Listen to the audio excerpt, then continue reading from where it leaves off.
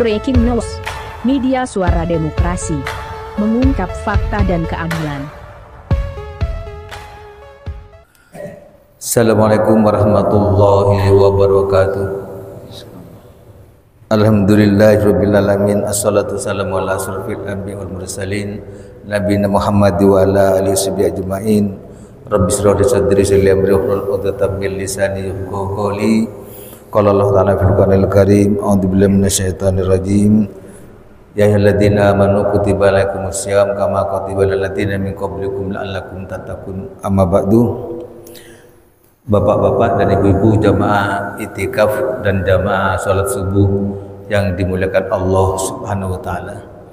Bersyukur kita kepada Allah pada hari ini, hari Ahad tanggal 23 Ramadan 1446 Hijriah, kita masih diberi kesempatan oleh Allah Subhanahu wa taala untuk beraktivitas, untuk meningkatkan ibadah, meningkatkan kualitas ibadah kita kepada Allah Subhanahu wa taala. Wabil khusus pada kegiatan bulan Ramadan ini, kita tadi mulai 2:30 sudah diawali dengan acara iktikaf, acara kultum dan sholat subuh berjamaah. Pagi ini, saat ini narasumber kita adalah Al-Mukarram Ustadz Ahmad Hudzaifah, Sarjana Sosial Magister Hukum Islam. Beliau adalah Wakil Pimpinan Daerah Muhammadiyah Sumeneb, bagian tabligh, dan alhamdulillah juga beliau terpilih salah satu ulama yang dipilih sebagai khotib ataupun ulama Polda Jawa Timur. Mudah-mudahan beliau selalu sehat. Aktivitas beliau sehari-hari di Kementerian Agama Sumeneb. Bapak Ibu sekalian, materi kajian Ramadan saat ini adalah khatam Al-Quran, merayu Tuhan di pintu Ar-Rayyan. Sekali lagi, khatam Al-Quran, merayu Tuhan di pintu Ar-Rayyan.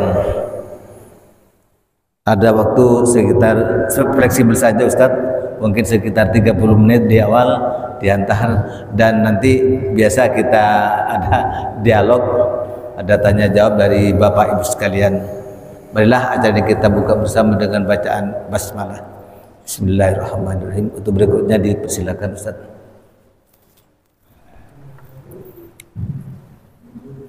Assalamualaikum warahmatullahi wabarakatuh. Assalamualaikum warahmatullahi wabarakatuh. Alhamdulillah alladzi ja'ala sahra ramadana sahra siyam lil mu'minin, anzala fihi al-Qur'an hudan lin-nas wa bayyinatin minal huda wal furqan.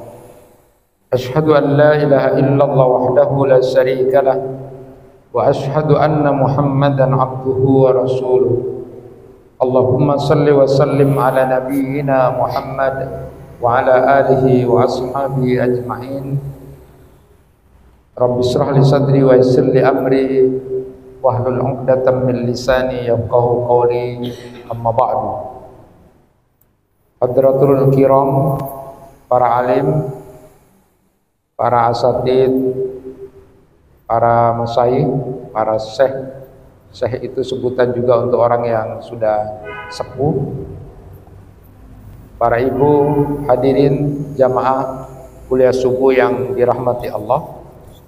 Alhamdulillah pada hari ini kita berada di hari ke-23 yang tadi saya sampaikan, kalau menurut ijtihadnya Imam Al-Ghazali itu Lailatul Qadar itu kalau mulainya hari Sabtu malam ke-23 gitu. Tapi itu sebuah ijtihad saja. Secara umum yang kita lakukan adalah berusaha untuk melakukan ketaatan kepada Allah di 10 hari terakhir ini.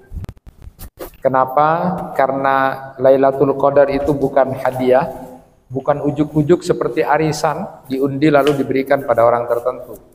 tapi adalah satu kesempatan yang memang nanti akan diberikan pada orang-orang yang sungguh-sungguh sudah sejak awal.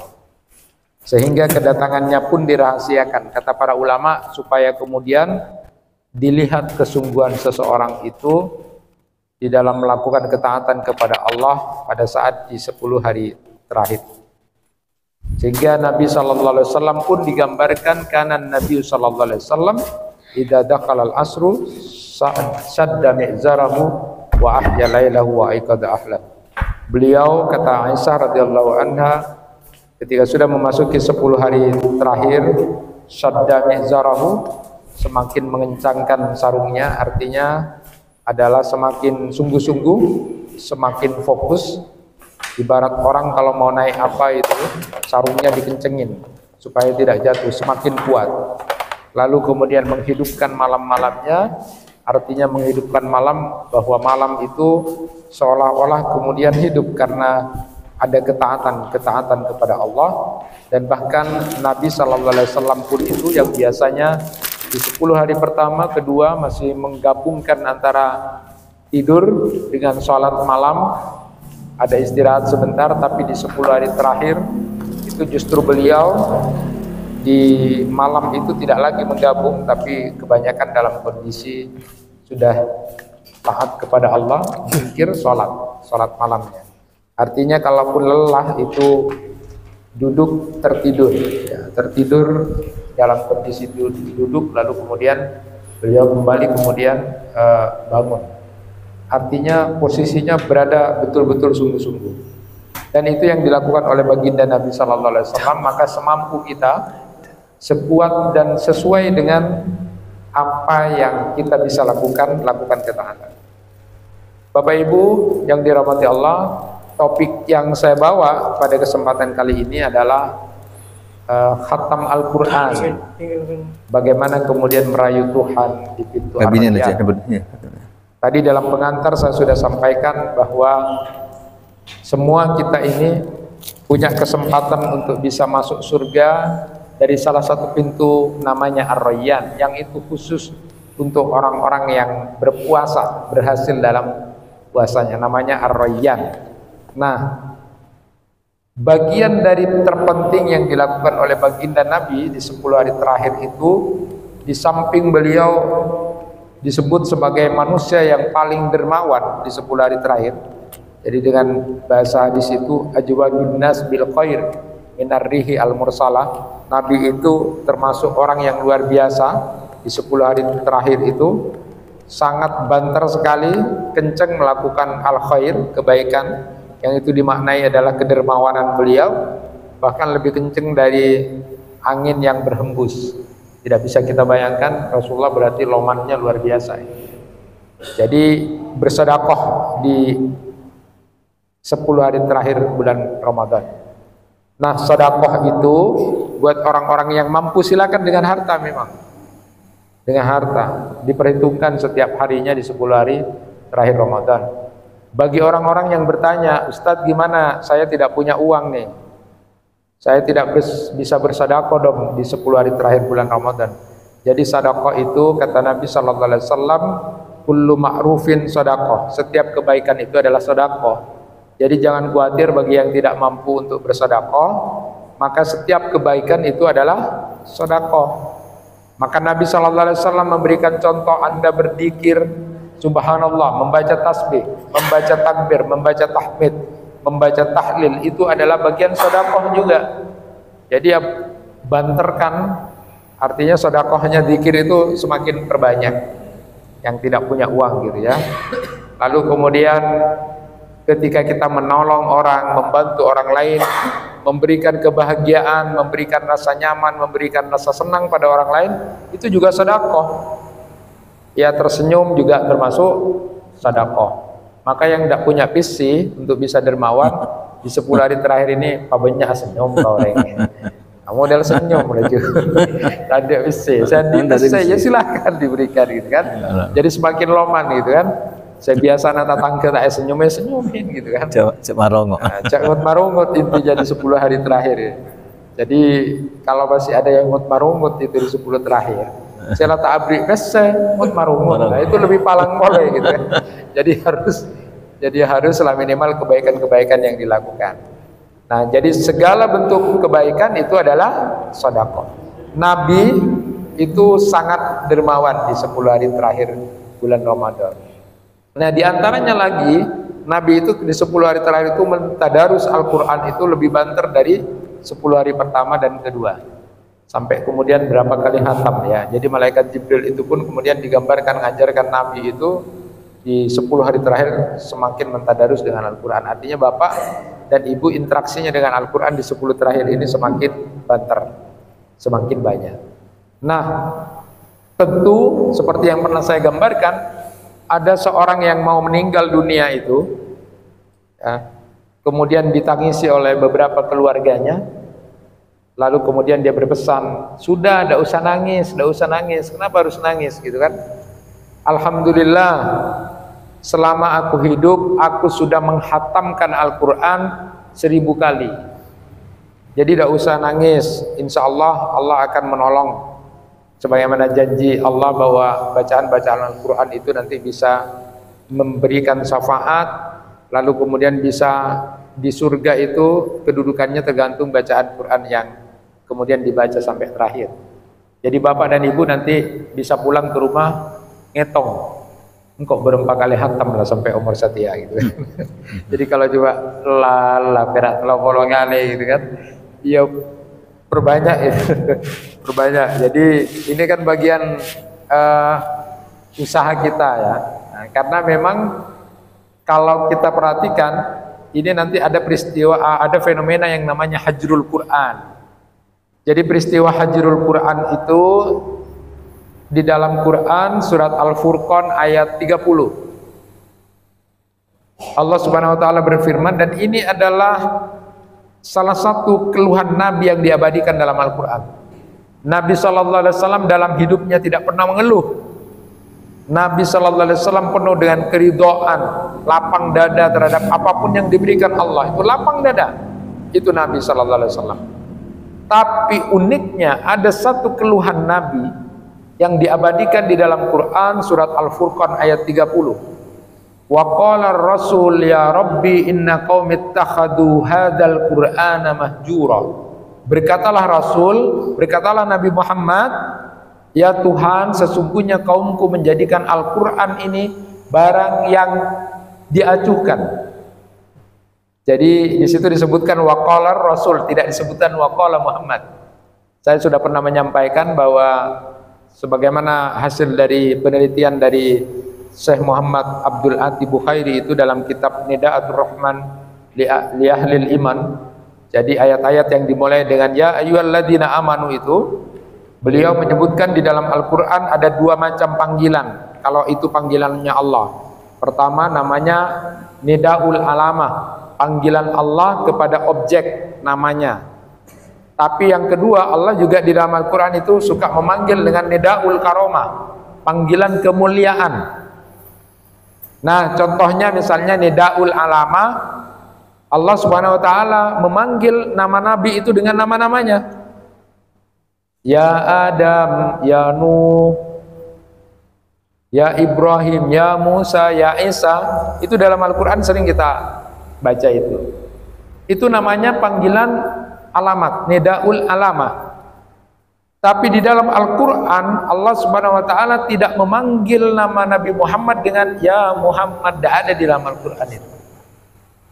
Tidak ada di dalam Al-Quran kecuali dalam hadis qudsi. Nah, apa panggilan Allah kepada Nabi Muhammad? Itu Nida'ul Karomah, panggilan kehormatan, panggilan kemuliaan. Apa itu? Ya ayyuhan nabi, ya ayyuhar rasul, ya ayyuhal muzammil. Itu panggilan-panggilan kehormatan, itu panggilan kemuliaan ya. Jadi Allah memanggil dengan panggilan kehormatan kepada Nabi kita. Luar biasa itu, Nabi kita dipanggil dengan kehormatan. Begitu juga kemudian ketika memanggil nama umatnya nabi-nabi itu ya, di dalam kitab Zabur, di kitab Taurat, Injil juga dengan nama umatnya. Termasuk di dalam Al-Quran itu disebut umatnya Nabi Musa dengan ya Bani Israel. Itu namanya nidaul alamah, panggilan objek, nama. Tapi ketika memanggil umatnya Nabi Muhammad, Allah Subhanahu wa taala itu memanggil dengan nidaul karomah, dengan panggilan kemuliaan, luar biasa itu. Tidak ada di dalam ayat Al-Quran ada panggilan ya ummata Muhammad, tidak ada. Yang ada adalah ya ayyuhalladzina amanu. Kita dipanggil dengan panggilan kemuliaan, dipanggil dengan panggilan kehormatan. Kita disebut umatnya Nabi Muhammad ini adalah orang-orang yang beriman. Jadi tidak ada ya ummata Muhammad atau ya Bani Israel seperti dalam Al-Quran tentang umatnya Nabi Musa. Jadi Allah memanggil nama Nabi kita dengan panggilan kemuliaan. Allah memanggil kita sebagai umatnya Nabi Muhammad dengan panggilan kemuliaan juga. Maka belajar dari itu, takhallub bi ahlakillah, Allah saja memanggil dengan kehormatan dan kemuliaan. Maka kita diharuskan, dicoba, berusaha untuk meniru itu. Bagaimana caranya? Panggillah sahabat-sahabat kita, teman-teman kita, siapapun dengan panggilan kemuliaan. Nabi Muhammad SAW memanggil Abu Bakar dengan sebutan ini adalah Siddiq. Umar bin Khattab disebut oleh Nabi ini adalah Al-Faruq, yang membedakan antara hak dan batil. Nabi Muhammad juga memuliakan yang lain dengan panggilan seperti pamannya Hamzah, ini adalah Asadullah, ini adalah singanya Allah. Khalid bin Walid kemudian disebut ini adalah Saifullah, ini pedangnya Allah. Jadi Nabi itu selalu memberikan gelaran dan sebutan yang mulia kepada sahabat-sahabat beliau. Nah, sama dengan di dalam Al-Quran, misalnya ya ayyuhalladzina amanu la yashar qaumun min qaumin asa ayyakunu khairam minhum wala nisa'um min nisa'in asa ayyakunna khairam minhum. Wahai orang-orang yang beriman, jangan kamu mengolok-olok kelompok yang lain, karena bisa jadi yang kamu olok-olok itu jauh lebih baik. Wala nisa'um min nisa'in, kaum wanita tidak boleh mengolok-olok kaum wanita yang lain, karena bisa jadi itu jauh lebih baik yang kamu olok-olok. Secara spesifik perempuan disebutkan di situ. Padahal yang pertama bisa saja laki-laki dan perempuan, tapi khusus perempuan disebut di situ karena bisa mengolok-olok. Apa kuncinya? Karena mungkin yang kita olok-olok jauh lebih mulia di hadapan Allah, maka tidak boleh kita seperti itu. Wala talmizu anfusakum, jangan kamu mencela dirimu sendiri. Adakah orang yang mencela diri sendiri? Maka menurut para ulama yang dimaksud dengan itu, ya, tafsirnya itu mencela diri sendiri itu adalah ketika ditanya kepada Nabi adalah mencela orang lain dan orang lain lalu mencela kepada kita. Itulah yang dimaksud dengan mencela diri sendiri. Jangan mencela dirimu sendiri. Contoh misalnya dalam interaksi sosial. Kalau tadi sering ngolok-ngolok. Yang kedua adalah dalam interaksi sosial, bagaimana dia mencela dirinya sendiri, mencela orang lain, lalu orang lain mencela kita. Itu namanya mencela diri sendiri. Contoh, aku aja, oh mamak nabekna, iya mamak nabekna ya. Nah, itu mencela diri sendiri. Bukna dah, iya buk nabekna. Itu namanya mencela diri sendiri dan itu sering terjadi. Jadi mencela diri sendiri itu maksudnya mencela orang lain dan orang lain lalu mencela kita. Wala tanabazu bil alqab, jangan kamu memberi gelaran-gelaran yang tidak baik pada orang lain.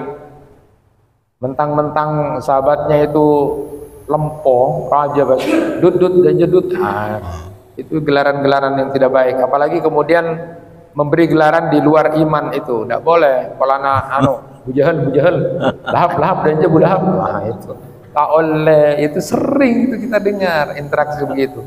Nah, bagaimana kemudian itu terjadi? Allah saja memanggil nama Nabi kita dengan kemuliaan. Allah memanggil kita umatnya dengan kemuliaan. Nabi pun begitu, prakteknya begitu juga. Maka seorang suami kepada istrinya panggil dengan kehormatan. Sayang, adik, seratin, cek lacu pas kolana lempuh kuno aja, dudut gitu. Itu tidak boleh. Pas kolana koros omku, was ya Allah, triplek. Atau biasanya memanggil dengan panggilan yang mulia, tapi karena lagi marahan dipanggilnya mana? Nah, biasanya bilang adik, bilang sayang, lalu kemudian dijajam. Itu tidak boleh. Nah ini contoh kecil saja kita sudah melakukan hal yang tidak memuliakan. Nah bagian dari orang yang khatam Al-Quran ini menjadi penting Bapak dan Ibu. Apa keluhan Nabi di situ disebutkan waqala Rasul, tidak waqala Muhammad, tapi waqala, berkatalah Nabi Muhammad, ya Tuhan, sesungguhnya kaumku menjadikan Al-Quran ini barang yang diacuhkan nih. Mahjuro itu kalau terjemah atau tafsiran dari Buya Hamka ya, di tafsir Al-Asar ini yang paling mudah ke Indonesiaan, tafsir ke Indonesia. Mahjuro itu seperti museum. Bagaimana museum Pak? Museum itu juga Pak rabot, bersih, papokus. Tapi tinggal Pak hari itu. Ya seperti itu museum itu. Rabot, tepak, tinggal lah. Tak bukan sesuatu yang sama dengan Al-Quran. Teku, tepak, cium-cium, sabak beda. Tidak ada jadi petunjuk itu. Tidak ada jadi petunjuk. Padahal Al-Quran itu adalah hudan linnas, petunjuk. Ya. Nah, fenomena hajrul Quran ini yang pertama kata saya Ibnu Taimiyah itu orang yang tergolong hajrul Quran, dan ini adalah keluhan Nabi. Maka kita jangan kemudian termasuk yang dikeluhkan Nabi ini. Kalau memang ingin dapat syafaat dari Nabi, kalau kita mencintai Nabi, jangan tergolong orang yang hajrul Quran, yang diadukan Nabi kepada Allah, bahwa ada kaumku yang menjadikan Al-Quran itu seperti barang yang tidak diajukan. Hajrul Quran yang pertama fenomenanya adalah orang yang tidak mau membaca Al-Quran, orang yang tidak rajin membaca Al-Quran, maka itu termasuk orang yang hajrul Quran. Ada ibu-ibu dua ibu yang ekstrim saya berikan contoh. Di kota itu ibu ini tidak bisa baca Quran Pak, sama-sama tidak baca Quran. Satunya itu semangat Pak, ini nangko ajar, tak tahu dusengko ngolok ustadzah ajar, sekarang bisa Pak, lancar sudah. Yang satunya itu tak kelar todus Pak, engkau todus lagu akhirnya tak ajar sampai tak bisa baca Quran. Nah ini contoh kecil, ada di antara umatnya Nabi Muhammad yang kemudian tidak mau baca Al-Quran, atau orang yang bisa baca Al-Quran tapi dia tidak mau membaca Al-Quran dalam waktu sehari saja 100 ayat, maka kata Imam As-Samarkandi dia orang kejam. Jadi orang sadis itu bukan cuma orang bunuh orang Pak. Orang sadis itu termasuk diantaranya dia bisa baca Al-Quran tapi kemudian tidak sempat baca Al-Quran sehari minimal 100 ayat.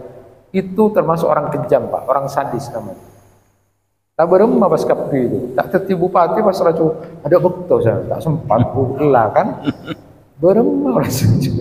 Nah orang yang hajrul Quran itu tidak mau baca Al-Quran. Padahal di dalam hadis Nabi SAW sudah disebutkan man qara'a harfan min kitabillah ya falau bi alasan. Siapa yang kemudian baca Al-Quran walau satu huruf saja itu sudah dapat al-hasanah. Wal hasanatu asru amsaliyah, dan kebaikan itu 10 kali lipat dari itu. Makanya kalau di dalam Quran surat Hud ayat 114 itu innal hasanat yudhibnas sayyiat. Hasanat itu bisa menghapus kesalahan-kesalahan. Maka dengan baca Al-Quran itu sebenarnya dosa-dosa dan kesalahan kita dihapus. Ini dalam rangka apa? 10 hari terakhir Ramadan itu diperbanyak supaya dihapus betul salah-salah dosa kita. Dan pada waktu malam hari, pada waktu menjelang berbuka kita juga membaca Allahumma innaka afuun tuhibbul afwa fa'fu anni. Ya Allah, engkau adalah zat yang maha pemberi maaf, suka memberi maaf, maka maafkan aku. Yang dipilih diksinya di situ adalah Asmaul Husnanya adalah maaf. Bukan sekedar ampunan tapi maaf. Jadi maaf itu kata Imam Al-Ghazali itu lebih tinggi dari ampunan. Kalau ampunan itu ditutup dosanya, tapi kalau maaf itu diganti yang baru Pak. Jadi kita berharap nanti sesudah Lebaran, artinya hari fitrah itu seperti bayi yang baru dilahirkan karena diberi baru oleh Allah. Tidak cuma ditutup dosanya, tapi kemudian sudah dimaafkan. Dimaafkan itu diberi yang baru. Ibarat begini, ada buku Pak, ada yang salah di tip X, bukunya tetap itu di tip X, dihapus ya. Itu tapi kotor masih jelek. Tapi kalau maaf itu Pak, diberi buku yang baru. Nah itu yang kita harapkan, sehingga kemudian di 10 hari terakhir itu ketika Aisyah bertanya kepada Nabi SAW apa yang dibaca adalah Allahumma innaka afu. Jadi yang dipilih adalah maaf. Kalau di dalam Asmaul Husna itu kan ada 4, Al-Ghaffar, Al-Ghafur, At-Tawwab, Al-Afu. Yang dipilih adalah Asmaul Husnanya adalah Al-Afu. Jadi kita minta maaf dari Allah. Itu yang kita baca terus. Nah, di samping itu kita banyak membaca Al-Quran sehingga usaha kita untuk bisa bersih keluar seperti bayi yang baru dilahirkan itu benar-benar tercapai. Karena tahu ilmunya. Di samping itu adalah dermawan tadi. Sudah ada dermawan, sudah bacaan Al-Qur'annya dibanyakin. Lalu kemudian kita lakukan kebaikan-kebaikan di 10 hari terakhir Ramadan, lalu membaca dzikiran Allahumma innaka, itu semua dilakukan. Sehingga betul-betul nanti keluar seperti bayi yang baru dilahirkan. Tapi tidak usah ujub Pak, tidak usah bangga pas Allahu Akbar kok tertiba pejik lah masa dia ya. Terus pas melihat popok gitu. Atau kemudian jadi kita tidak dikabari ya, tapi mudah-mudahan termasuk begitu. Amin. Dulu Nabi Sallallahu Alaihi Wasallam ngasih kabar sama Ka'ab bin Malik, kamu sekarang seperti bayi yang baru dilahirkan. Ya, nah, tapi bapak-bapak maka yang dilakukan adalah dengan as-sofha itu. Sofha itu berjabat tangan, dan itu bahasa Maduranya dikucuk, Pak. Kucuk. Nah, itu ongkuan, Pak. Coba mun kaengka aja. Mun saya ki pakun marah-marahan musuh-musuhan atau mau terpaksa putar tak nyaman salaman perak kabeh ya. Tapi kalau sungguhan itu as-sofa itu halaman baru tuh, saya hidup baru sekarang, saya dalam posisi yang sudah bersih. Nah, itu yang kita harapkan. Nah, membaca Al-Quran itu nanti akan jadi syafaat. Jadi puasa kita, kemudian bacaan Quran kita itu adalah syafaat. Nah, contoh di dalam hadis disebutkan siapa yang membaca Quran surat Al-Baqarah sama Ali Imran itu nanti bisa menjadi berwujud mendung. Jadi pada saat matahari sudah dekat dengan kita di padang mahsyar itu, matahari dekat itu nanti 1 kilo, ada yang disebut dengan 1 gitu, entah itu 1 apa. Ya, bayangkan kalau sekarang jaraknya dengan matahari sudah berapa juta gitu ya, berapa miliar jaraknya, itu panas Pak. Pas beremam 100 kilo atau 1 kilo itu Pak. Makanya dalam hadis itu keringatnya ada yang sampai sini, ada yang sampai menggap. Nah, bacaan Quran itu jadi syafaat, nanti akan jadi mendung. Seberapa kita baca surat Al-Baqarah, surat Ali Imran, itu menjadi mendung. Makanya diperbanyak itu bacaan Al-Quran. Nah, hajrul Quran itu yang pertama adalah tidak mau baca Al-Quran. Ketika ada seorang ulama kemudian ditanya, seorang sepuh tanya, Pak Kiai, saya minta nasihat apa yang harus saya lakukan di usia tua ini. Sudah, sampean menghafalkan juz amma aja. Coba orang yang sepuh saya suruh ngapal lagi juz amma Pak. Aduh beremah, tapi itu iya itu aja katanya Pak Kiai. Datang oleh orang yang sepuh juga sama. Apa kira-kira nasihat Pak Kiai? Sudah hafalkan juz amma. Sudah beberapa orang, 3 orang itu Pak, nanya orang sepuh-sepuh itu. Lalu kemudian muridnya tanya, Pak Kiai kok disuruh ngapalkan juz amma katanya. Orang sudah sepuh-sepuh gitu tak ada lah kemampuan mengingatnya. Tapi apa katanya Pak Kiai, saya tahu bahwa orang-orang itu sudah sepuh, sudah posisi dekat dengan kubur. Oleh karena itu saya menasihati untuk menghafal juz amma, sehingga nanti ketika ditanya apa lalakon nabekna sabulun mate, ya Allah ngapa lagi juz amma, kan bagus itu. Tampung apa lalakon nabekna mancu kompoi berak kan tak ada. Jadi harus ada nilai. Saya tahu bahwa dia itu akan meninggal. Susah untuk menghafal sudah. Mereka mau menghafal juz amma susah. Tapi ketika mau menghafal wal adiyati itu bagus. Wal adiyati tampang mengamuk-ngamuk. Bak nafai itu orang tua itu. Makanya suruh menghafal juz amma saja itu.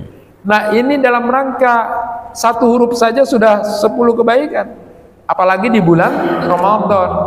Jadi coba yang tidak bisa menghafal itu terus, misalnya menghafal wattini wazzait zainya saja sudah 3 kali sudah 30 kali ya. Nah, itu contoh bahwa orang yang hajrul Quran yang tidak mau baca Al-Quran, padahal nanti orang bacaan Quran itu posisinya nanti di surga itu tergantung terus baca Iqra wartaqi warattil. Baca terus kata Allah sampai kamu terakhir di mana waktu membaca Al-Quran itu, waktu di dunia, ya sudah itu grade-nya kamu di surga. naik tuh Pak. Oh berapa kali hatam, naik terus. Jadi saya tak banyak baca Al-Quran, pas terus naik ambuh, sudah pas di situ. Jadi itu keuntungan orang yang membaca Al-Quran. Dan fenomena hajrul Quran itu adalah orang yang tidak mau baca, atau ada yang bisa baca tapi Tidak mau baca. dengan alasan sibuk tak sempat baca Al-Quran. Rugi besar. Tidak ada sedahsyat bacaan Al-Quran itu. Kenapa? Karena nilainya begini loh Pak. Satu huruf sudah 10 kebaikan, itu di luar Ramadan, apalagi di Ramadan. Nah, kata para ulama, kalau ada orang malas baca Al-Quran, ingat bahwa satu kali wajah itu sudah 5.000 kebaikan. Sehalaman itu sudah 5.000 kebaikan kurang lebih. Bapak Ibu sekarang suruh buat kebaikan. Berapa kali? Paling 12 Pak. Senyum ke orang, ngaberi ini, bitong berak 12. Tapi Bapak baca satu halaman, itu sudah 5.000 kebaikan. Apa ndak hebat? Nanti satu juz itu 100.000 kebaikan. Dan kalau sampai hatam sudah 3 juta kebaikan. Lalu apa yang membuat mereka kemudian mengatakan sibuk? Enggak Pak. Sediakan waktu itu 10 menit, 5 menit, kayaknya itu sudah luar biasa, bisa Pak. Hanya kita saja, dan itu tidak mengurangi waktu. Ada orang kayaknya ketika membaca mengurangi, enggak, justru nanti waktunya tambah berkah. Coba saja, kadang-kadang banyak orang yang tidak mau mencoba itu. Tak sempat ya, itu Pak, tak sempat.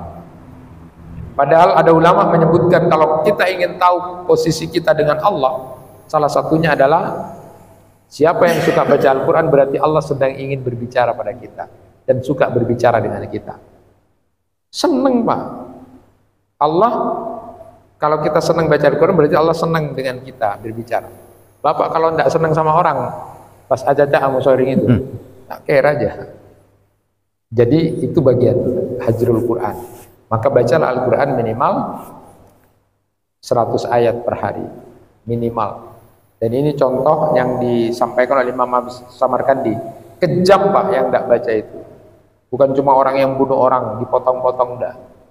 Ya memang beliau menyebutkan ada 4 orang sadis itu. Pertama adalah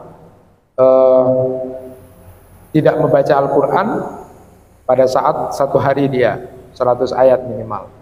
Yang kejam itu lagi kata beliau adalah saat kemudian dia suka berdoa pada dirinya sendiri saja dan tidak mendoakan orang lain.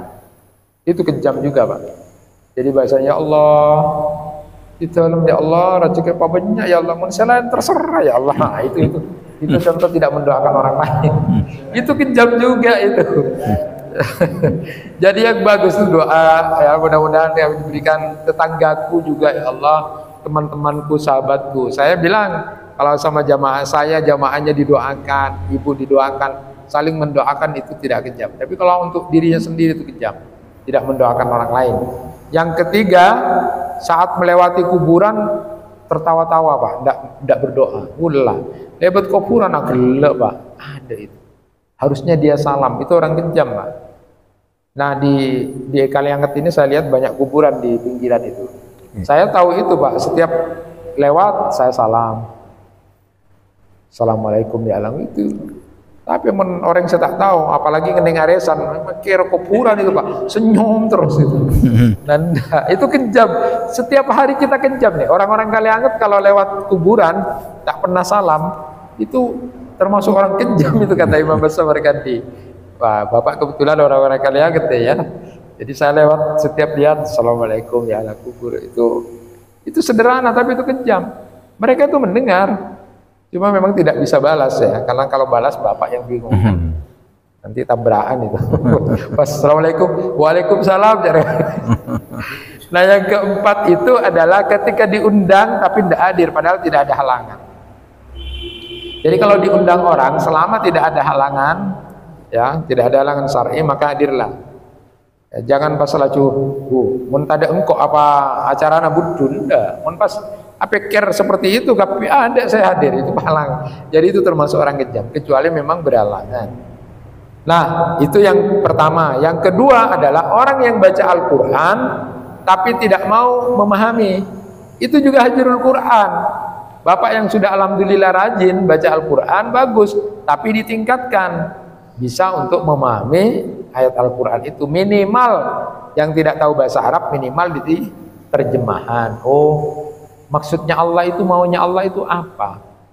Jadi supaya tidak seperti tadi itu, dicium-cium, sabar, tak ngerti apa. Betul bahwa bacaan Al-Quran itu punya fungsi yang luar biasa, itu cuma membersihkan. Kalau ditingkatkan lagi adalah memahami. Maka saya sekarang kalau di kota itu pengajian-pengajian, Pak, saya sering diundang yasinan juga. RT ada majelis taklim yasinan, tapi saya bilang, apakah Bapak ingin? Kemudian, oh ingin ternyata. Maka setiap ketemu kita beri pemahaman dari tafsir Ibnu Katsir tentang Yasin wal Qur'anil Hakim innaka laminal mursalin, 3 ayat. Oh maksudnya gini, iya. Akhirnya mereka lebih paham. Supaya lebih tahu bahwa 78% ayat-ayat surat Yasin itu petunjuk untuk orang hidup, Pak.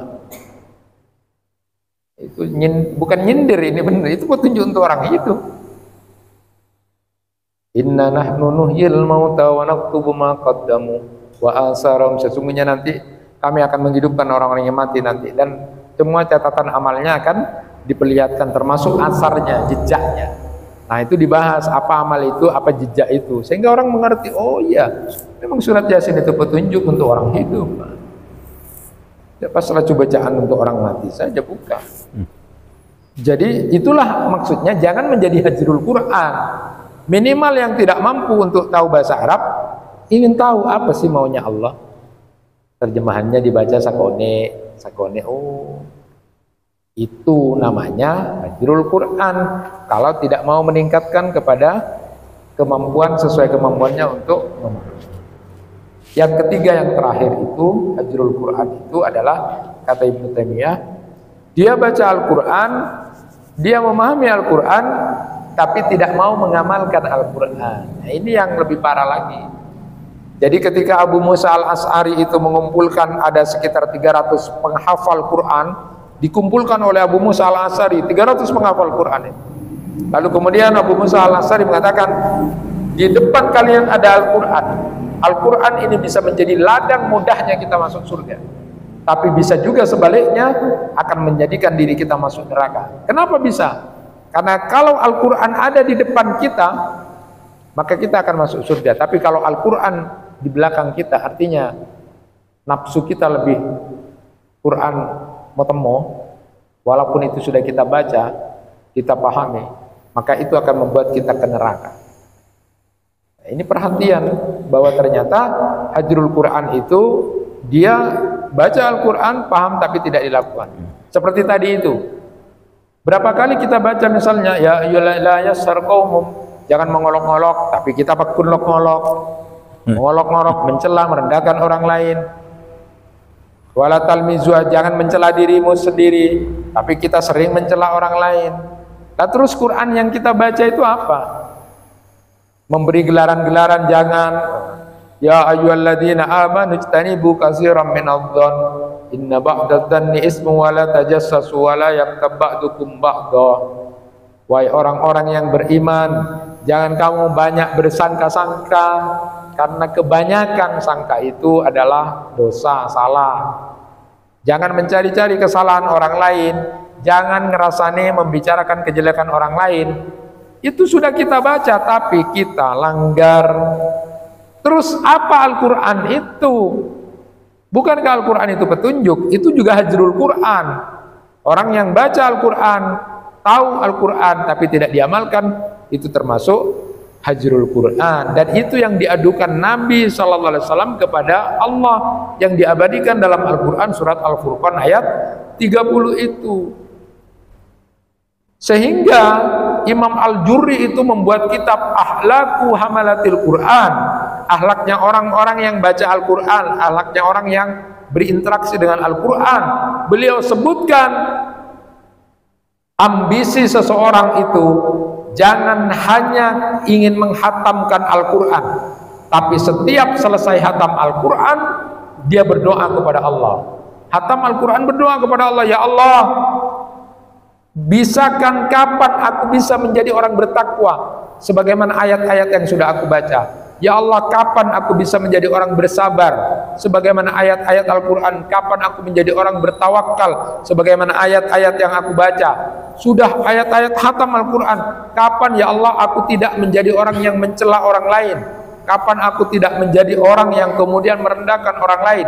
Kapan aku tidak bisa mengerasani orang lain sebagaimana ayat-ayat yang sudah aku baca? Aku malu ya Allah, sudah baca Al-Quran, sudah tahu, tapi aku kemudian melanggar. Kapan ya Allah aku seperti bacaan ayat-ayat Al-Quran sambil menangis? Itu kata Imam Al-Jurri, supaya tidak tergolong orang yang hajrul Quran.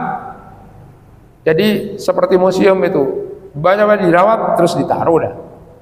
Adapun perilaku kita tidak sesuai dengan yang kita baca, disitulah fenomena yang kemudian kita sebut. Berusahalah semampu kita. Kalau kita sudah hatam Al-Quran lalu berdoa kepada Allah seperti itu, dan di bulan Ramadan, maka bisalah kita malam hari merayu Allah, ya Allah, ya Allah, masukkan hambamu ini ke dalam surgamu dari salah satu pintu surgamu yang bernama Ar-Rayyan. Karena hamba saat ini berada di bulan Ramadan, hamba sedang berpuasa, hamba sudah membaca ayat-ayatmu. Rayulah Tuhan untuk bisa memasukkan kita ke dalam surga di pintu Ar-Rayyan dengan hatam-hatamnya Al-Quran yang kita baca.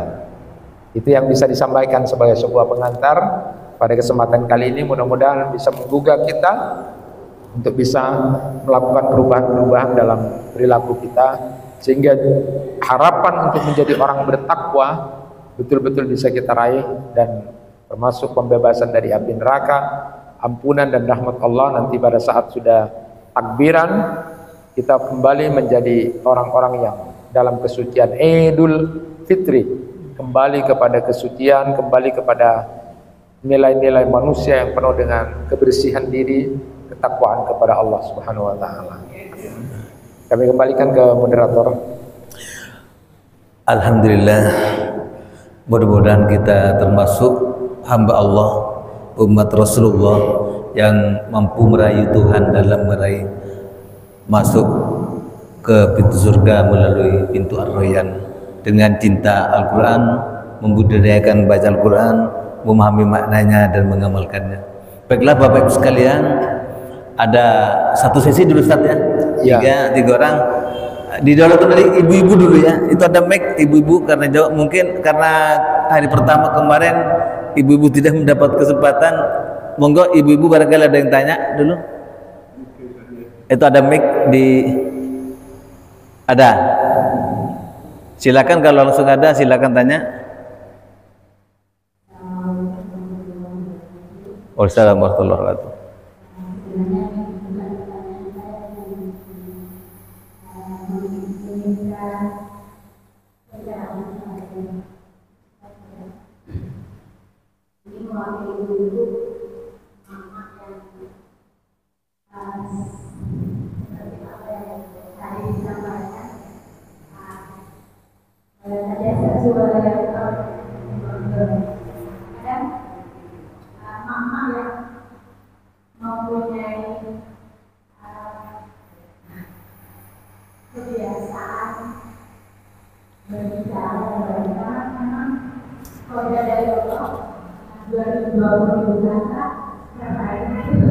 Harus dikeluarkan, sehingga para mama ini sering ngomong orang teman-temannya, tetangga, dan apa yang diomongkan itu kan walaupun sesuai dengan apa yang dibicarakan, tapi itu tetap menjadi gibah. Bagaimana mengatasi ini kepada mama? Kemudian tadi Bu Adi dikatakan belum mampu sodako, setiap perbuatan baik itu adalah sodako. Dalam artian bahwa setiap apa yang kita lakukan, kebaikan yang kita lakukan tidak ada yang sia-sia. Jadi mohon pencerahan pada mama, biar mama itu tidak menganggap bahwa percuma pakai jilbab, percuma masjid, percuma melakukan sesuatu yang baik, tapi masih ngomongin orang. Jadi sebenarnya nggak ada yang percuma. Semua doang. Assalamualaikum warahmatullahi wabarakatuh. Satu lagi laki-laki. Yang laki-laki ya. Ada lagi tentang apa tadi menggaibah ya Ustaz, ya, intinya. Ada lagi ibu-ibu? Satu lagi dari ibu-ibu? Bapak. Ada? Oh, enggak ada. Silakan Ustaz Agin.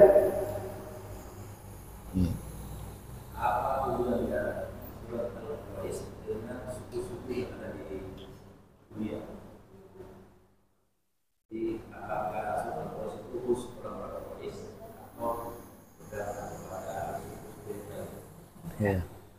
Dua, satu lagi Ustaz ya? Ya, satu. Oh, satu lagi silakan Pak Anwar. Ini tadi Bapak menjelaskan bahwa mengolok-olok orang itu ya termasuk dosa.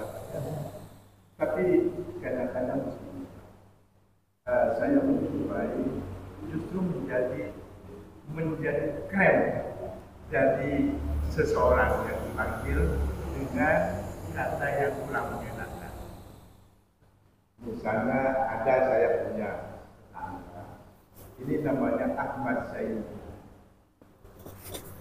tapi dipanggil Pacu. Pacu ini sebetulnya nama apa? Olok-olok ya, sebutan olok-olok. Artinya konotasinya jelek. Tapi justru itu keren, Pak. Dirinya sendiri punya warungnya. Warung ini Pacu. Nah, ini gimana? Sudah. Terima kasih. Ya. 3 orang dulu ya untuk sesi pertama, nanti kalau ada mungkin fleksibel saja. Tafadhol Ustaz. Ya, baik. 3 pertanyaan ini sudah 1 jam sebenarnya. Kalau dibahas 1 jam, tapi saya usahakan agak singkat. Yang pertama pertanyaan tentang nikmat lisan. Jadi memang betul kemampuan berbicara laki-laki dan perempuan itu 1:4. Jadi kalau bapak-bapak bicara 1000 kata, ibu 4000 kata. Itu bapak-bapak harus paham itu, sehingga ketika nanti istrinya mau cerita, dengarkan. Janganlah cukup careme ambun. Salah itu, Pak. Maka yang banyak terjadi, saya ini konselor, Pak. Banyak perempuan-perempuan yang kemudian cerita itu nangis. Apa buat acara itu? Sering bapaknya tak mau ngedingaki tak. Itu salah, Pak. Kalau sekarang sudah tahu, itu perempuan suka bercerita. Jadi kalau walaupun dia cerita sudah 3 kali, Pak, kita sebagai laki-laki yang paham, anggap itu pertama kali. Oh iya dek, mari ungku na lokale, cek dalam mate pernah, cari mengungku banyak dek, dalam mate, tapi oh iya, anu mas, anu, oh iya, padahal terlokale itu Pak cerita. Nah kita ini memaklumkan, coba kalau istrinya cerita pada orang lain, laki-laki lain, bapak saya caroko, mana mau cari tahu seorang, itu salahnya suami. Lagi saya membela ibu-ibu ini sekarang ya, supaya bapak itu mendengarkan umumnya. Karena memang bapak-bapak males kalau tidak percaya ke pasar, Pak. Ater ibunya itu. Lah, Pak. Datang, Mas, hari ada maya bubu terserah banget lah, Dek, gitu. Wah, apa ini boleh benar tuh gitu kan. Tapi istri nah, orang yang baik bicara. Oh iya tah? Ya sudah, ikutin tawar 4000 aja, Dek. Ikutin, Pak. Itu namanya suami yang baik. Nah, maka saya bilang dalam bimbingan perkawinan mbak na cok mon mole pas bini na na ceramah ngaki. Saya memberi contoh pada diri saya sendiri, Pak. Kalau saya pulang terus diceramain istri saya dengarkan. Kentean, Pak. Dia sudah tidak diberi kesempatan untuk jadi narasumber di waktu seperti sekarang, Pak. Saya ceramah di mana-mana, jadi saya sekarang mendengarkan. Bagus itu. Dekik melamar itu Rasulullah sudah sayang selesai, puas. Tapi menolak kita tahu. Apa boleh corok nabada aja perpa. Jangan dengarkan. Nah itu itu 1:4. Nah nikmat lisan itu kalau kita kembalikan kepada apa yang disampaikan oleh Imam Ghazali, lisan ini nikmat kedua setelah mata. Jadi kalau di dalam Al-Quran itu surat apa? La uqsimu bihadzal balad itu sampai alam naj'al lahu ainain walisana was. Jadi nikmat pertama adalah nikmat mata. Mata itu nikmat pertama Pak, dan utama. Kalau tidak percaya sekarang, siapa yang mau 100 juta? Semua mau PC Pak. Tapi nanti setelah saya kasih 100 juta buta sampai mati nanti 10 tahun lagi, ada yang mau? Tak kira gelem ya Pak. Siapa saya tak terus PC, tapi tak kira gelem. Patengki 500 juta lah, pakun tak gelem Pak. Karena mata itu nikmat. Yang kedua, lisan bisa berbicara. Nah, lisan itu dibagi 4. Lisan itu nikmat, kemampuan berbicara itu dibagi 4. Kalau dipakai ilmunya Imam Al-Ghazali dalam Bidayatul Hidayah, lisan itu untuk 4. 1, baca Al-Quran. Yang kedua, zikir. Yang ketiga, untuk berkomunikasi, mengajak kebaikan dan mencegah kemungkaran. Jadi ibu 1/4-nya untuk baca Quran, 1/4-nya untuk zikir, 1/4 untuk kebaikan, ngajak, ayo nak, oh ya buat ngajak nasihat, oh ya cek buat ngajak itu larang, itu juga lisan gunanya. Yang keempat baru untuk hajat-hajat dunia. Jadi yang tadi itu. Tapi kita pas ada Pak itu. Jadi kalau dibagi 4 itu enak lisan itu. Tidak banyak ngerasani orang. Jadi kalau ngerasani orang banyak itu salah. Imbang enggak dengan zikirnya? Pasti itu zikirnya kurang, baca Qur'annya kurang. Karena dia dipakai habis untuk ngerasani orang. Jadi nikmat lisannya itu dia tidak bersyukur, dia kufur. Nah, caranya bagaimana tipsnya? Pokoknya lisan saya 1/4, 1/4, 1/4, 1/4. Itu aja dulu. Jangan muluk-muluk pas tak nyacai orang. Itu kalau udah orang kebiasaan Pak ngerasani, udah tidak bisa kemana-mana itu. Dan hebatnya lagi istighfar setelah itu Pak. Tapi datang boleh istighfar boleh Pak. Astagfirullah, tak boleh ya. Datang boleh. Aduh ya Allah, astagfirullah kok cari tak boleh. Hebat. Untungnya Allah At-Tawwab, Al-Ghaffar, Ghafur. Jadi tipsnya sekarang mengurangi pertama sama seperti orang merokok tuh Pak. Suruh ambu rokok, tak bisa. Bisa. Yes. Segini dulu. Jadi 1/4 saya, aduh kok banyak tuh saya ngaji deki itu ambu Pak rasanya. Ya Allah, engkau salah. Akhirnya 1/4 yang ngaji, 1/4 dikir, akhirnya tak setia rasanya itu Pak. Tapi kalau 2 ini tidak dilakukan, 1/4 setengahnya ini, 1/4, habis itu 4.000 katanya untuk rasa-rasa. Nah setelah itu Allah akan memberikan kebaikan dengan bacaan Quran kita, Allah akan memberikan dengan zikir kita, akan mengurangi dengan apa yang kita lakukan. Itu tipsnya untuk tidak menjadi orang yang ghibah. Karena memang kelebihan perempuan itu seperti itu. Makanya disebutkan memang di situ tadi kan sudah wala nisa'um min nisa'in.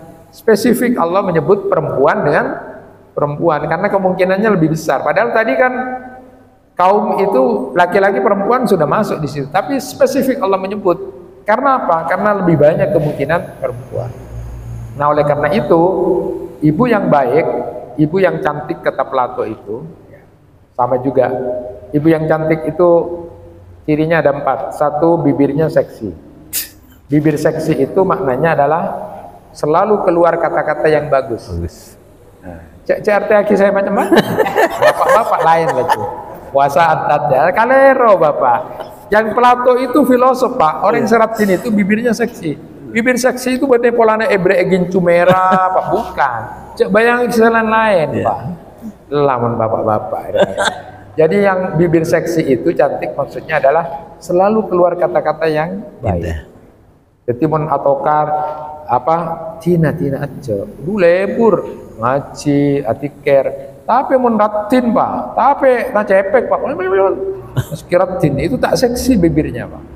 Nah, saya bilang ke anak-anak, kamu udah usah pacaran, nah lihat aja temanmu itu kalau bibirnya seksi maksudnya lebur bola, tak oleh gitu, lah. Itu seksi Pak. Yang kedua matanya indah. Mata indah itu bener pas ebrek lensa sebiru, sekoneng, sehijau, bukan Pak. Tapi mata indah itu selalu melihat kelebihan-kelebihan orang. Beda begini, Cina ambu, Cina lacor, lebur kok. Bagus itu Pak. Cari yang begitu Pak. Tapi kalau suruh mas kelebre elen syaratin, coba itu Pak. Jadi bibir seksi, matanya indah. Kemudian yang ketiga cirinya adalah perutnya datar Pak. Perut datar maksudnya itu iya bener Pak, cering bapak pas abaya kisah lain-lain. Maksud perut datar itu begini senarema Pak, konaa. Jadi lakena mengkata, Mas, engkau lebih baik puasa, cek kibe seharam ya, kangkok musuh anak nangkok. Itu bagus Pak, itu ratin. Konaa. Tapi pun saya tak ratin, Mas ke datar. Wah, datang kena pura 5 tahun. Mobil, nah 10 tahun. Hotel lah. Tahu bobo ya, itu posan itu lelaki Pak. Jadi yang perut datar itu maksudnya itu adalah begini, saya tanya Pak, konaa. Jadi kondisi suaminya disyukuri, Pak Kune talebure, Pak tepak ya Mas, ini bagus itu. Itu ratin Pak. Yang keempat cirinya badannya langsing. Badan langsing itu maknanya adalah perempuan ini selalu dengan ilmu Pak. Toju angku ilmu, acaca angku ilmu, ngakan angku ilmu, pokoknya pakai ilmu. Itu berarti ratin. Itu cirinya 4 itu Pak. Ya cek bayangan yang 4 secara fisik Pak. Itu lalake, itu lain boleh itu. Pikiran lalake yang begitu. Om Kuna, kalau kita punya istri seperti itu luar biasa. Dia berbicaranya lembut, bisa yator, lebur, tak keras, tak kasar, selalu melihat kelebihan orang lain. Itu matanya indah, terus tidak serakah, dia konaa Pak. Terus dia apa poe pakun angku ilmu, itu ratin Pak. Nah itu yang saya maksud, bagaimana kemudian ketika kemampuan berbicara itu dialokasikan ke 4 hal itu. Nanti kalau sudah 1-2 dilakukan, insya Allah tidak akan ngerasani lagi dan paham betul Allah akan memberikan pengaruh terhadap bacaan dan zikir yang dibaca oleh seorang perempuan itu. Nah, apa tadi yang keduanya? Yang tidak, maksudnya yang ini. Tidak, yang masih perempuan. Yang ibu-ibu yang kedua apa tadi Bu? Oh ya. Oke. Perbandingan bahwa kullu ma'rufin shadaqah, bahwa setiap kebaikan itu adalah bersedekah, nilainya sedekah. Begini Bu, namanya godaan, makanya kalau baca Al-Fatihah itu, kalau salat itu yang bagus adalah a'udzubillahi samiil alimi minasyaitonir rajim min nafsihi wa nafsihi wa nafsi. Jadi berlindung kepada Allah dari godaan setan, dari bisikannya, dari rayuannya. Nah yang seperti itu, rayuan-rayuan setan melalui manusia atau manusia itu sendiri adalah setan. Maka dalam An-Nas itu kan minal jinna. Jadi rayu apa itu bisa dari jin, bisa juga dari manusia. Jin itu lemah dalam menghasut kita, lemah. Tapi yang kuat itu adalah setan manusia. Setan manusia. Jadi arama ma'alim arapa ambu budu itu tak kelar. Setan itu tidak ingin kita baik Bu. Jadi biarkan saja.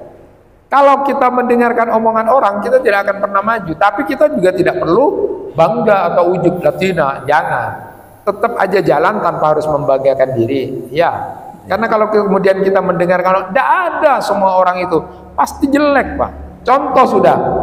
Contoh ini sederhana dan ini menjadi perilaku kita. Contoh misalnya ada bapak anak dengan kuda, ajalan Pak. Ya, kudanya itu kecil sebenarnya Pak. Tompak musuh bapak beneboknya, musuh anaknya itu. Lebet kampung, lah, tak tahu nih ser kaceran dah, ceran kene tempat 2 gitu kan? Kania jompo ya. Sudah akhirnya, tak nyaman Pak. Ya. Toron lah Pak. Bapaknya saya toron tina lah buat anak saya naik apa itu. Sudah lebet kampung pakun boleh kampung lain Bu. Anak durhaka. Bapaknya pas saya toron.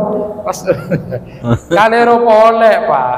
Akhirnya balik bapaknya saya atas anaknya angudeen kuat gitu kan lebet kampung boleh ya Allah tak langalai ke anaknya jadi orang tua tak nemu tepak Pak. Saya terakhir lebet kampung salah pada ajalan, bapak ajalan, anak lebat kamu, jangan buduna, nyeba jalan, tak ya pak, lah pak itu salah terus pak, maka kalau kita mendengar sudah pak, bahkan dalam hadis itu disebutkan setiap nikmat itu wal hasad, nikmat bil hasad. Jadi kalau ada nikmat pasti ada dengki pak. Jadi ketika saya jadi begini prestasi, tidak semuanya senang pak, ada yang tidak suka. Sama juga ketika kita mau baik, itu yang tidak suka banyak. Jangan kemudian padahal kok jadi orang baik lah, tidak usah, biarkan. Yang penting kita melihat Allah, tetapi di sisi lain kita juga tidak usah terlalu bangga bahwa kita sudah jadi orang baik. Kuncinya begitu aja. Terus yakini apa yang sudah kita yakini, lakukan untuk melakukan kebaikan. Kemudian yang kedua tadi, bahwa setiap ayat-ayat di dalam ayat Al-Quran itu pada umumnya adalah petunjuk untuk kita semuanya. Jadi itu hanya gambaran-gambaran satu tempat, satu daerah, tapi semuanya untuk kita. Contoh surat Quraisy itu sebenarnya kan di ayat terakhir itu kan disebutkan adalah alladzi at'amahum min ju' wa amanahum. Jadi satu negeri, satu komunitas, satu kaum akan bagus mulanya dari apa Pak? Kalau sejahtera dan aman. Alladzi at'amahum min ju', yang memberikan makan. Mula nyaman kenyang Pak, musuh ini nyaman, makmur negara itu. Yang kedua, aman. Jadi ini Quraisy ini salah satu contoh ya, bahwa kalau satu komunitas, satu negara itu kemudian akan jadi bagus, dua, Pak nyaman, Pak kenyang, Pak aman. Dua itu Pak. Cair. Cuaca macam-macam Pak. Saya ceramah orang lapar tak andi. Pak banyak ya Pak kud itu. Pak Ustaz, beraca-aca dia kata andi kau lah. Tak bisa aja. Jadi Pak nyaman, sejahtera itu nyaman, terus aman. Nyaman, sejahtera, uang banyak, tapi tak nyaman, bodoh maling, banyak perampokan, tak nyaman iya Pak. Jadi pada khususnya itu untuk kita semua, bahwa nanti Allah akan memberikan keberkahan tidak hanya kepada orang-orang Quraisy saja ya, tapi ini satu simbol, satu contoh bahwa yang memang ada kelebihan. Quraisy itu ada kelebihan, ada juga kekurangan. Makanya sampai kemudian teman-teman itu kan guyon. Ya cak lacu pas polana jumbu bagus, ini bagus. Abu Lahab bagus, Abu Jahal jumbu kaya ya. Arab iya wajah. Tapi juga ada bagus gitu kan. Tidak boleh begitu juga. Jadi artinya itu di surat dalam ayat Al-Qur'an sesungguhnya memberikan gambaran dan itu bisa diambil sebagai pelajaran. Dari surat Quraisy itu saja kita sudah tahu bahwa orang akan bagus kalau sejahtera dan aman. RT-nya aman, sejahtera enak. Sejahtera tapi tidak aman, tidak enak. Aman, tak sejahtera. Tapi tak sejahtera, pakul itu Pak, pakul. Saya fokus dua-duanya. Nah itu diusahakan. Pemimpin yang bagus, satu kaum akan bagus kalau kemudian hidupnya sejahtera dan aman. Itu aja kuncinya sebenarnya. Ini pelajaran. Jadi ayat-ayat Al-Quran, surat-surat dalam Al-Quran itu sebagai gambaran untuk bisa kita ambil pelajaran dan hikmahnya untuk kita semua. Kemudian yang terakhir tadi tentang julukan ya, gelaran. Jadi yang dimaksud dilarang itu, gelaran-gelaran yang jelek itu adalah gelaran-gelaran yang memang menyakitkan pada orangnya. Jadi kalau orangnya sendiri tidak sakit, tidak apa-apa. Hanya ada yang pura-pura tidak sakit, ada yang memang tidak sakit. Nah ini yang pura-pura yang dosa Pak. Kok engkau apa kelo ya kocak orang. Dan kok tak nyaman, nah itu dosa Pak. Tapi kalau dia sudah lagi darah, itu tak ada pegel sekali, malah supaya dia dikenal tidak apa-apa. Sama dengan tadi itu, ghibah itu dibolehkan dalam 6 hal. Kata Imam An-Nawawi, ghibah itu boleh dalam 6 hal. Contoh salah satunya adalah ghibah itu tapi bukan ngerasani untuk jelek, tapi ada sebabnya dan itu pun tidak keterlaluan. Contoh misalnya ketika mau tanya hukum, ya harus cerita Pak. Itu zamannya Nabi dulu, Abu Sufyan itu Kabinina itu ke istrinya, pelit Pak. Tanya istrinya Abu Sufyan kepada Nabi, ya Rasulullah, apakah boleh mengambil uangnya suami tanpa sepengetahuan suami karena dia pelit, abri sakunit. Kan akhirnya itu nyacai coba nalakena kan Pak. Itu kan katanya hukum tapi boleh. Itu tidak termasuk ghibah karena itu bertanya hukum. Jadi gimana kalau ada suami bilang begini, itu hukum, itu boleh ya. Maka dijawab oleh Nabi, boleh mengambil punyanya suami seperlunya sampai kamu cukup. Nah, tapi sekarang enggak Pak, memang banyak istri itu bersih-bersih Pak. Pokoknya namanya mana sak itu kapi terkuat. Itu namanya keahlian perempuan ya. Beda lelaki ngerepes ya, sampai kemudian ditaruh di kopiahnya. Supaya tak temu Pak Pak. Itu berarti uang sial Pak. Apa mak uang sial? Selain repakun itu. Itu keahlian perempuan. Dan memang saya dulu dinasihati sama kiai saya waktu menikahkan saya itu, Hudzaifah, kalau kamu ingin membahagiakan istri, pese apa-apa beri bagi kabinena. Iya Pak, betul Pak. Seneng itu Pak. Bahagia. Tapi kalau sudah saya ngerep-ngerep itu alamat itu. Atokar apa tak atokar itu. Itu coba aja buktikan tuh, dia kepinjaman itu Pak. Tapi pun kok tahu lebih sorok kok ya. Wih pakun ya tahu teguh. Nah ini contoh aja bahwa bagian dari hukum itu boleh. Jadi terus begini lagi di sana saya nggak tegate mau aja dan bisa, bodoh orang mabuk bisa. Itu kan bicara kejelekan. Tapi kalau untuk mengingatkan sesama saudara Muslim boleh. Nah termasuk tadi itu bodoh saya siapa saya hanya marwah usapurana ki bodoh saya anu akhirnya kan abek-abek gitu. Nah itu kan sudah bicara kayak, tapi itu boleh untuk takrif, untuk mengenalkan tempeng ben posa orangnya. Jadi akhirnya, tapi dia tidak untuk menjelekkan. Yang mencela merendahkan itu, mengolok-olok itu dalam rangka untuk menjelekkan atau memang menjatuhkan. Kalau dia tidak suka, maka berhenti, itu dosa tetap. Tapi kalau dia dianggap biasa, enggak. Jadi kalau dia memang dengan sebutan Pak Jo itu dia merasa senang, bahkan dia jadi viral, terkenal, maka warungnya dinamain itu biarkan saja itu kan. Walaupun itu kemudian tidak ada masalah. Tapi yang kemudian aslinya itu ada Pak yang pura-pura gitu. Kok sopir Pak? Kok sakit ya? Nah, itu dosa Pak. Itu dosa bener itu. Makanya harus minta maaf. Jadi selama itu bukan menyakiti, artinya secara umum, maka itu masih dibolehkan. Selama itu tidak membuat sakit dan jatuh kepada orang tersebut. Tapi kalau kemudian itu menyakitkan, seberapa pun dia pura-pura atau apa, maka itu tetap dosa. Dan itu pelanggaran terhadap ayat surat Al-Hujurat ayat 11, karena itu mengolok-olok dan menyakiti orang lain.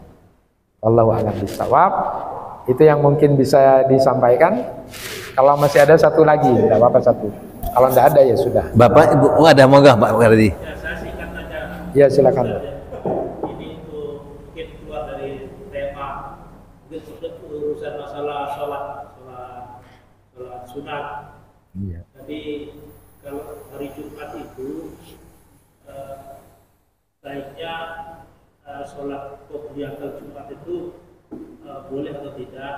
Satu, yang kedua, kalau shop yang terbaik itu adalah yang depan kalau sholat Jumat. Apa itu yang datang duluan? Apa yang belakang itu ternyata dapat di depan itu? Apa itu yang dianggap yang paling lain? Itu aja Ustaz, mohon penjelasan. Langsung Ustaz. Ya, makasih. Jadi memang qobliyah Jumat ini termasuk khilafiyah. Jadi kalau yang berasumsi bahwa sebenarnya tidak ada salat qobliyah Jumat itu, ya yang dilakukan yang ada itu pertama tahiyatul masjid atau salat menunggu imam datang. Jadi terus aja, misalnya kira-kira sudah tinggal 10 menit, ya sholat 2 rakaat, sholat lagi sampai imamnya datang. Itu boleh. Yang ada yang saya tahu sepengetahuan saya cuma ada 2 itu, sholat tahiyatul masjid atau sholat intidarul imam, menunggu datangnya imam. Tidak ada khusus untuk qobliyah Jumat. Tapi ada juga yang beranggapan bahwa ada qobliyah Jumat dengan mengkiaskan, menganalogkan seperti sholat duhur. karena Jumat itu di waktu zuhur, maka kemudian dia sholat qobliyah Jumat. Silakan saja, itu tinggal memilih. Tapi kalau saya pribadi tidak melakukan itu, karena saya juga sering jadi imam, jadi datangnya ya jelang-jelang. Tapi ketika tidak jadi imam, maka yang saya lakukan saya tidak qobliyah, tapi cukup tahiyatul masjid. Kalaupun kemudian ada di tempat yang lain, kalau ada waktu untuk sholat, silakan lakukan sholat mumpung Jumat. Intidarus sholat itu intidar menunggu imam itu bagus. Jadi bukan qobliyah niatnya. Tapi kalau yang berkeyakinan bahwa dengan analog itu adalah seperti duhur, lalu kemudian sholat qobliyah, ya silakan juga. Itu sebuah pilihan saja. Dan dua-duanya punya dasar, punya dalil.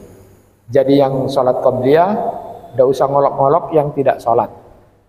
Yang tidak sholat qobliyah, jangan ngolok-ngolok bojong apa doang. Nah, tidak usah begitu. Kembali lagi ke la yashar kaumum, tidak boleh mengolok-olok karena dua-duanya ada dasar. Saya seperti yang pernah saya sampaikan, berbeda itu boleh. Satu, kalau itu namanya tanawu fil ibadah boleh. Macam-macam ragam-ragam yang dicontohkan Nabi boleh. Misal Allahu Akbar boleh. Allahu Akbar 3 macam. Ada yang Allahu Akbar di atas dada, Allahu Akbar di atas perut boleh, atau antara itu namanya tanawu fil ibadah. Jadi memang berbeda, tapi itu yang ditunjukkan Nabi. Allahu Akbar wajjahtu wajhiya, Allahu Akbar Allahumma ba'id, itu tanawu fil ibadah. Nah yang kedua boleh kalau itu khilafiyah, berbeda pendapat menafsiri sesuatu tapi punya dasar, itu boleh. Nah yang ketiga yang tidak boleh, al-khuruj minad din, keluar dari agama, itu yang tidak boleh dalam berbeda. Contoh misalnya tadi kan begini Pak, Allahu Akbar, Allahu Akbar, Allahu Akbar. Ada yang begini, Allahu Akbar. Beda-beda. Itu sudah keluar dari agama. Apakah ada? Saya kan sering beri contoh waktu saya ceramah tentang sholat di penjara, di lembaga pemasyarakatan. Ada yang begini tuh Pak, Allah di atas. Terus setelah selesai saya belajar ini, Pak, sampean yang tadi itu salah. Enggak Ustaz, saya bertobat. Iya maksudnya dia mau nyesal sudah di penjara Pak. Tapi betul, tapi cak pas pola apa yang pas atau itu salah lagi ya Pak. Biar bagus atau pete. Tapi cak pas bawa misalnya nah itu tidak ada, itu al-khuruj minad din. Kalau naruh tangan di atas dada, ada yang di perut, ada itu boleh. Itu namanya tanawu. Memang dicontohkan Nabi. Bermacam-macam itu namanya tanawu, boleh berbeda. Nah, saya tadi yang tidak boleh kalau keluar. Jadi kalau keluar itu tidak boleh. Nah, yang Bapak tanyakan tadi itu adalah khilafiyah. Kemudian yang kedua tadi tangan yang di depan. Oh, sop. Nah, memang sop depan itu disebutkan di dalam hadis-hadis Nabi itu bahwa sop terbaik laki-laki di depan, sop terbaik perempuan di belakang. Ini juga menunjukkan bahwa perempuan itu boleh ke masjid. Jadi yang utama ada yang kemudian hadis tekstual itu yang tersembunyi, yang dalam betul. Tapi hadis Nabi juga menyebutkan sop terbaik laki-laki dan sop terbaik perempuan yang berarti boleh. Gitu loh. Nanti ada bahasannya. Ya. Memang yang bagus itu ketika ada taklim begini perempuan boleh dan kondisinya aman, tidak tabarruj, itu boleh, malah lebih bagus. Ya. Maksudnya sholat Jumat. Ya belum. Ya mau masuk sih. Ya nanti mau masuk. Nah ya. Itu masalah sop itu di dalam beberapa hadis disebutkan bahwa sop terbaik itu adalah sop depan, dan dari depan itu yang terbaik yang kanan. Nah, yang kanan kan berarti yang terbaik itu dekat imam, yang paling kanan, sop depan. Ya ini yang dipilih di sini nih Pak. Andaikan itu ada undian rebutan di sini, masalahnya kan orang langgalai disa. Kalau zaman sekarang kan tidak bodoh, pian ada yang budi lebur Pak. Nah ternyata menurut hadis itu bahwa yang disalawati oleh para malaikat itu yang sop depan. Baru kemudian istilah gilirannya itu baru malaikat berikutnya yang kedua. Semuanya dapat, hanya yang utama. Makanya dalam Islam itu ada amal penting dan amal yang lebih penting.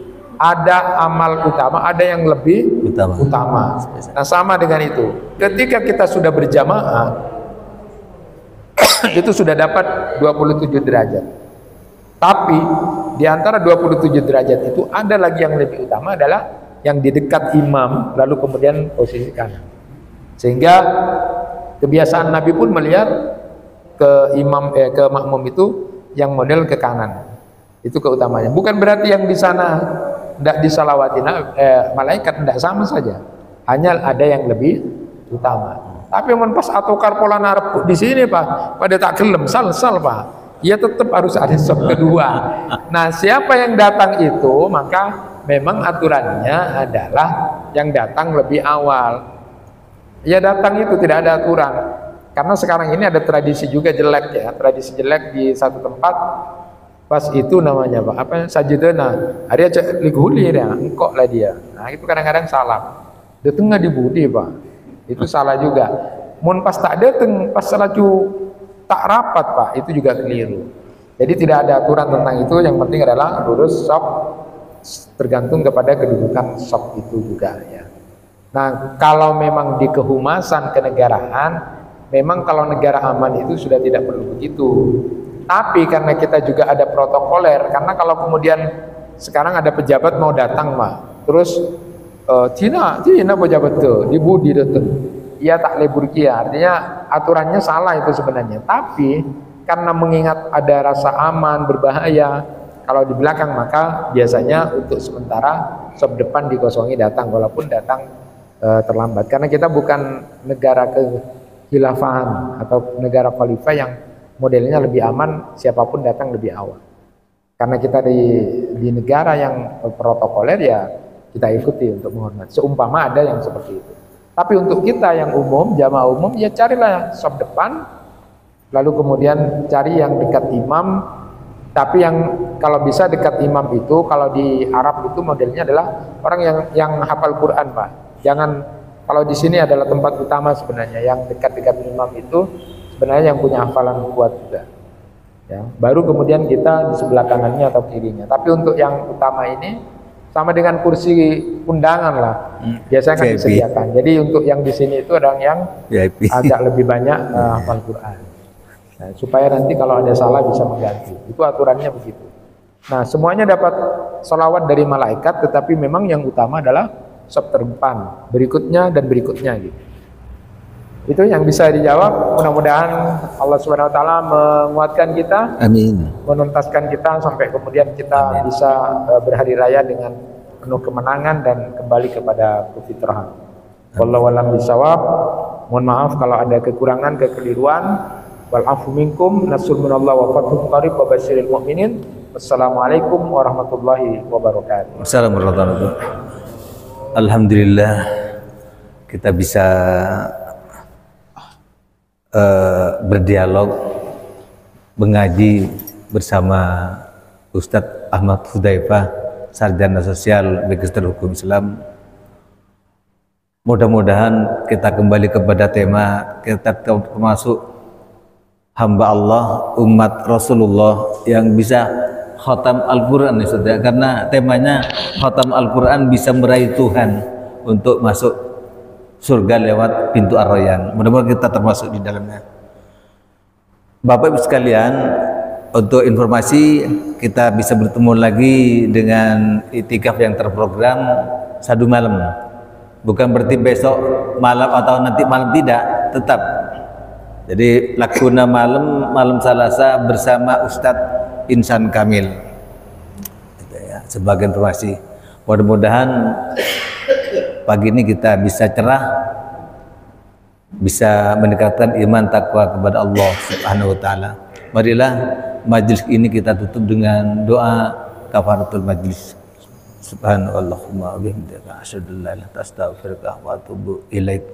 Assalamualaikum warahmatullahi wabarakatuh.